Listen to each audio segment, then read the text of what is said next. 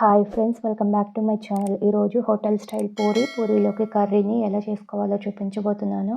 పూరీలు చాలా సాఫ్ట్గా పొంగుతూ అస్సలు ఆయిల్ పీల్చకుండా రావాలి అంటే ఇలా చేసి చూడండి, బాగా వస్తాయి.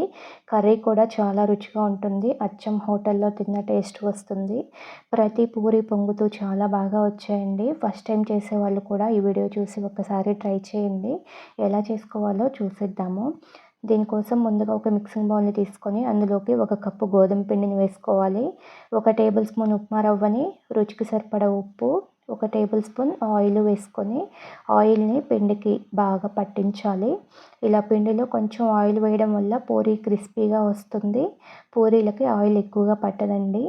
కొద్దిగా నీళ్ళని పోసుకుంటూ పిండిని మరీ గట్టిగా కాకుండా మరీ పలుచగా కాకుండా కొంచెం సాఫ్ట్గా ఉండేలా కలుపుకోవాలి. మరీ సాఫ్ట్గా కలుపుకుంటే పూరీలో ఆయిల్ ఎక్కువగా పీల్చుకుంటాయి. ఇలా కలిపిన పిండిని ఒక 10 నిమిషాలు పక్కన పెట్టుకోవాలి. ఇందులో మనం రవ్వని వేసుకున్నాం కదా, వాటర్ని అబ్జర్బ్ చేసుకొని కొంచెం గట్టిపడుతుంది. మూతని పెట్టేసి 10 నిమిషాలు నాననివ్వాలి. పూరీలోకి కర్రీ కోసం ఒక చిన్న గిన్నెని తీసుకొని అందులోకి 1.5 టేబుల్ స్పూన్ల శనగపిండిని వేసుకోవాలి.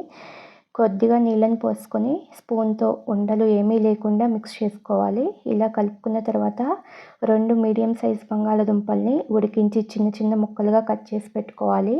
స్టవ్ పైన ప్యాన్ పెట్టుకొని 1 టేబుల్ స్పూన్ ఆయిల్ వేసుకోవాలి. ఆయిల్ వేడైన తర్వాత 1/2 టీ స్పూన్ ఆవాలు, 1/2 టీ స్పూన్ జీలకర్ర, 1 ఎండుమిర్చి వేసుకొని కొంచెం ఫ్రై అయిన తర్వాత కొద్దిగా కరివేపాకు వేసుకొని ఫ్రై చేసుకోవాలి.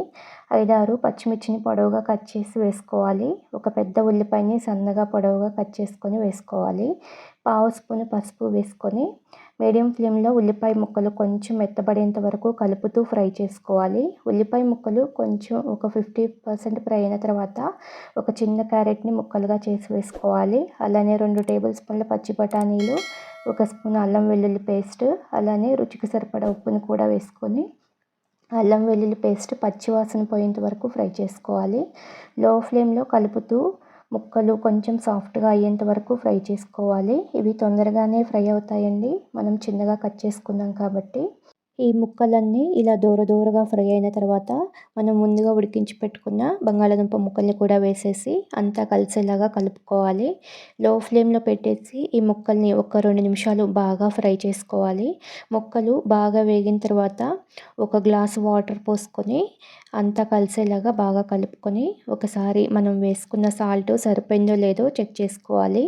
మీడియం ఫ్లేమ్లో పెట్టేసి మూతను పెట్టి 5 నిమిషాలు బాగా ఉడికించుకోవాలి.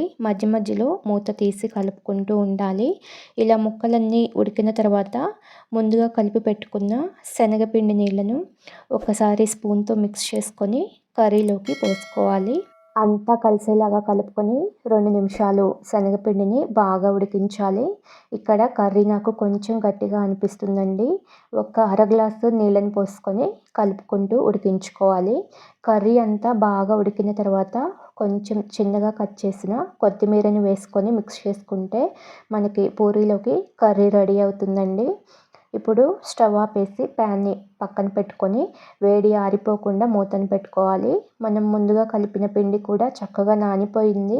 మరొక నిమిషం పాటు పిండిని బాగా కలుపుకోవాలి. ఇలా కలుపుకున్న తర్వాత ఈ పిండిలో నుంచి కొద్దిగా పిండిని తీసుకొని రౌండ్ బాల్స్ లాగా చేసుకోవాలి. మనకి పూరి ఏ సైజులో కావాలో ఆ సైజు బాల్స్ని చేసుకోవాలి. ఇదే విధంగా పిండి అంతా బాల్స్ లాగా చేసి పెట్టుకోవాలి. ఒక పిండి ముద్దను తీసుకొని మిగిలిన పిండి ఆరిపోకుండా మూతను పెట్టేసి చపాతీ పీట మీద కానీ కిచెన్ ఫ్లోర్ పైన కానీ పొడి పిండిని చల్లుకొని పిండి ముద్దను పెట్టి రోలర్తో రోల్ చేసుకోవాలి. మరీ మందంగా చేసుకోకూడదు, మరీ పలుచగా చేసుకోకూడదు. పలుచగా చేసుకుంటే అప్పడాలాగా వస్తాయి, మందంగా చేసుకుంటే సరిగా పొంగవండి. మీడియం థిక్నెస్లో ఉండేలాగా రోల్ చేసుకోవాలి. ఇక్కడ పొడిపిండి చల్లుకోవడం ఇష్టం లేకపోతే ఆయిల్ని అప్లై చేసుకొని చేసుకోవచ్చు. చూడండి, ఈ థిక్నెస్లో ఉండేలాగా రోల్ చేసుకోవాలి. ఈ పూరీని ఒక ప్లేట్లోకి తీసుకొని అదేవిధంగా మిగిలిన పూరీలు కూడా చేసుకోవాలి. స్టవ్ మీద డీప్ ఫ్రైకి సరిపడా ఆయిల్ని పెట్టుకొని ఆయిల్ బాగా వేడైన తర్వాత ఒక్కొక్క పూరీని వేసుకొని ఫ్రై చేసుకోవాలి. గరిటెతో ఇలా లైట్గా ప్రెస్ చేస్తూ ఉంటే పూరీ చక్కగా పొంగుతుంది. వీటిని మీడియం టు హై ఫ్లేమ్లోనే ఫ్రై చేసుకోవాలి. ఒకవైపు కాలిన తర్వాత రెండో వైపుకు తిప్పుకొని ఈ వైపు కూడా బాగా కాలనివ్వాలి. పూరీ చూడండి ఎంత బాగా పొంగిందో. ఇలా 2 వైపులా బాగా కాలిన తర్వాత ఆయిల్ నుంచి తీసేసుకోవాలి. అదేవిధంగా మిగిలిన పూరీలన్నింటినీ ఆయిల్‌లో వేసి రెండు వైపులా బాగా కాలిన తర్వాత ఆయిల్ నుంచి తీసేసుకోవాలి. మనం చేసుకున్న అన్ని పూరీలు చక్కగా పొంగాయండి. ఆయిల్ కూడా పీల్చుకోలేదు. అంతేనండి పూరీలోకి కర్రీ రెడీ అయిపోయింది. పూరీ చాలా సాఫ్ట్‌గా తిన్న కొద్దీ తినాలనిపించేలా ఉన్నాయి. ఒకటి ఓపెన్ చేసి చూపిస్తున్నా చూడండి ఎంత సాఫ్ట్‌గా, ఫ్లఫీగా ఉన్నాయో. ఇదే ప్రాసెస్‌లో చేశారంటే అచ్చం హోటల్‌లో తిన్న టేస్ట్ వస్తుంది. ఈ సాఫ్ట్ అండ్ టేస్టీ పూరీలను మీరు కూడా చేసుకొని మీకు ఎలా వచ్చిందో కామెంట్ చేయండి. వీడియో నచ్చితే లైక్ చేయండి. మీ ఫ్రెండ్స్‌కి, రిలేటివ్స్‌కి షేర్ చేయండి. కొత్తగా చూస్తున్న వాళ్ళు ఛానల్‌ని సబ్స్క్రైబ్ చేసుకోండి. Thank you for watching.